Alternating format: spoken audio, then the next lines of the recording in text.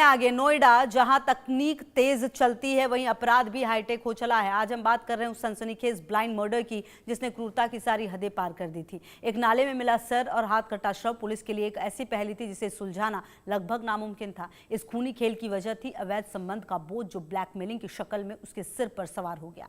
ये कहानी है जुनून, धोखे और पुलिस के अविश्वसनीय एक्शन की। ये रिपोर्ट देखिए और समझिए क्या है पूरा मामला।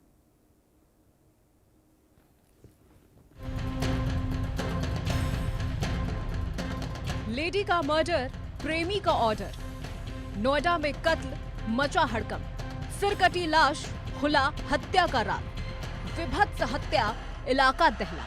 आधुनिकता की चकाचौंध में डूबी नोएडा नगरी, जिसकी कंक्रीट की दीवारों के पीछे आज एक ऐसी खूनी दास्तान दफन थी जिसने पूरे देश को झकझोर कर रख दिया है। एक हफ्ते पहले सेक्टर 108 के एक नाले से जो सिर और हाथ कटी हुई लाश मिली थी, उसने पुलिस की नींद उड़ा दी थी। ये एक ब्लाइंड मर्डर था जिसकी गुत्थी सुलझाना लगभग नामुमकिन लग रहा था। लेकिन आज उस क्रूरतम हत्याकांड का जो खुलासा हुआ है वो बताता है कि प्रेम प्रसंग, ब्लैकमेलिंग और फिर पैसे की लालच में इंसानियत किस हद तक गिर सकती है। हत्यारा कोई दूर का दुश्मन नहीं बल्कि मृतका का प्रेमी ही निकला, जिसने पहचान मिटाने के लिए शव के टुकड़ों को बस से कुचलने जैसी हैवानियत की इंतहा कर दी। तारीख 6 नवंबर। रात की स्याह चादर के नीचे नोएडा के सेक्टर 108 का ये नाला अपने अंदर एक भयानक राज छिपाए हुए था। एक अज्ञात महिला का धड़, सिर और हाथ के पंजे गायब। ये लाश नहीं थी, ये थी क्रूरता की एक चीख जिसे पहचान मिटाकर हमेशा के लिए शांत करने की कोशिश की गई थी। पुलिस के लिए ये सिर्फ एक लाश नहीं थी, ये न्याय को चुनौती देती हुई एक पहेली थी। महिला कौन थी, हत्यारा कौन, कारण क्या था? नोएडा के सेक्टर 108 के नाले में महिला की सिर कटी और हाथ कटी लाश मिली थी। उसकी गुत्थी अब नोएडा पुलिस ने सुलझा ली है। आपको बता दूं कि ये वही बस है जिस बस में महिला का कत्ल किया गया, महिला की हत्या की गई। हम उस समय उसी बस में मौजूद हैं। मैं आपको दिखाना चाहूंगा कि बस के नीचे अभी ट्रेसेस देख सकते हैं, ब्लड अभी भी पड़ा हुआ है। जहां पे महिला की हत्या की थी यहीं पे महिला का गला काट के महिला की हत्या कर दी गई। बार बार महिला के गले पे वार करे गए और उसके सर को धड़ से अलग कर दिया गया। फिर फिंगरप्रिंट्स मिटाने के नियत से महिला का हाथ की दोनों हथेलियों को काट दिया गया और उसके बाद महिला के शव को नाले में फेंक दिया गया। महिला के तमाम कपड़े उतार लिए जाते हैं, बिल्कुल बिना कपड़ों की महिला की लाश मिली है।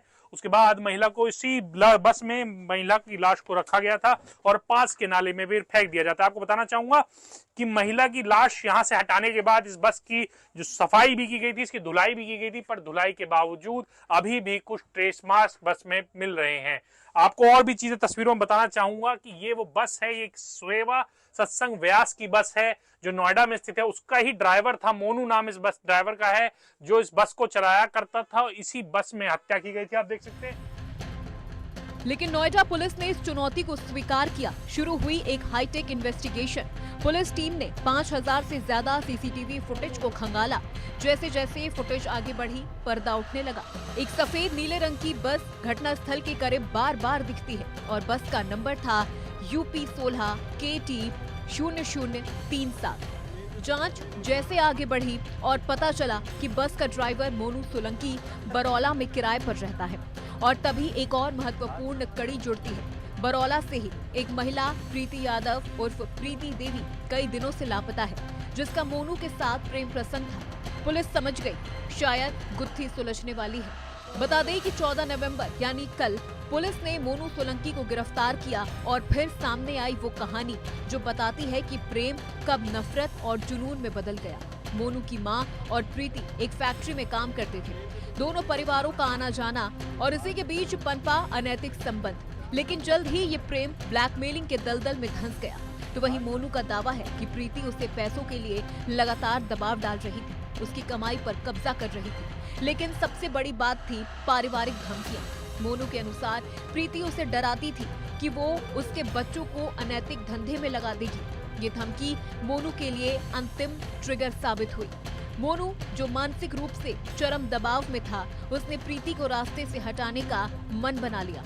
5 नवंबर की रात मोनू प्रीति के घर से गंडासा चुराता है। प्रीति को बस में बैठाता है। दोनों पराठे मैगी खाते हैं और शांत पल जल्द ही खूनी संघर्ष में बदल जाता है। दोनों के बीच बहस शुरू होती है, मारपीट होती है और फिर क्रोध की पराकाष्ठा पर मोनू उसी गंडासे से प्रीति का गला रेत देता है। लेकिन हाँ, हैवानियत अभी यही नहीं रुकी।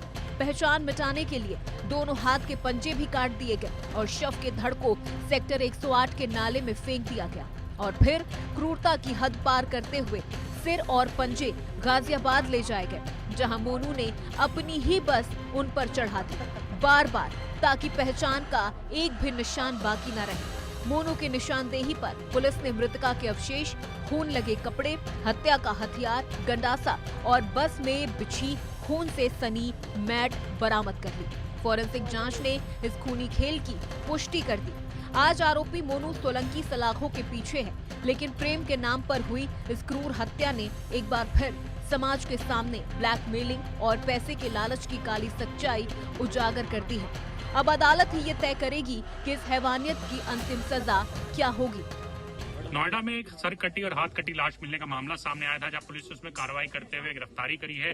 हमारे साथ डीसीपी नोएडा मौजूद है, उनसे जानेंगे क्या कुछ पूरा मामला था। सर, थाना 39 क्षेत्र में एक बॉडी मिली थी महिला की, जिसको सीपी मैम ने बहुत गंभीरता से लिया और लगातार उसको मॉनिटरिंग करती रही मैम, और डीआईजी एलओ साहब भी लगातार मॉनिटरिंग करते रहे। डेली बेसिस पे सीपी मैम इसको पूछती थी, ट्रैक करती थी, और इसी क्रम में उनके निर्देश के आधार पर लगभग 5000 सीसीटीवी कैमरे और 1100 जो हमारे वाहन थे, उनको संदिग्ध वाहनों को ट्रैक किया गया। इसमें 44 वाहनों की जीरोइंग की गई, इनके मालिक और ड्राइवरों से पूछताछ की गई। कई वाहनें संदिग्ध लगी, जिसमें एक बस थी, वो भी संदिग्ध अवस्था में थी। वहां से जब जा रही थी तो उसके लाइट बुझे हुए थे, और उसके बाद उसको ट्रैक किया गया। तो एक बरौला में रहने वाला मोनू सिंह उसको चलाता था। उसके घर जाकर के उसके आसपास जब पूछताछ की गई, और जो पहचान का चिन्ह बॉडी पे 1-2 बिछुए थे पैरों में पहने हुए, उसको दिखाया गया उनके बच्चों से, तो ये पता चला कि ये उसकी माँ के भी हो सकते हैं। और उसके बाद जब मोनू को बुलाया गया, पूछताछ की गई, तो उसने पूरा प्रकरण बताया कि वो 2 साल से करीब उसकी संपर्क में था, जहां पे ये लोग जींस फैक्ट्री में काम करते थे। तो ये थी प्यार और ब्लैकमेलिंग की वो भयानक दास्तान, जिसका अंत इतना दर्दनाक और क्रूर हुआ कि सुनने वालों की रूह कांप जाए। एक तरफ जीवन के लिए संघर्ष करती हुई प्रीति की आत्मा, तो दूसरी ओर बदले और लालच की आग में जलता मोनू। फिलहाल पुलिस ने आरोपी मोनू सोलंकी को गिरफ्तार कर न्यायालय में पेश कर दिया है। आगे की कानूनी प्रक्रिया जारी है। उम्मीद है कानून जल्द ही इस मामले में अपना कठोरतम फैसला सुनाएगी। Bureau report, India news.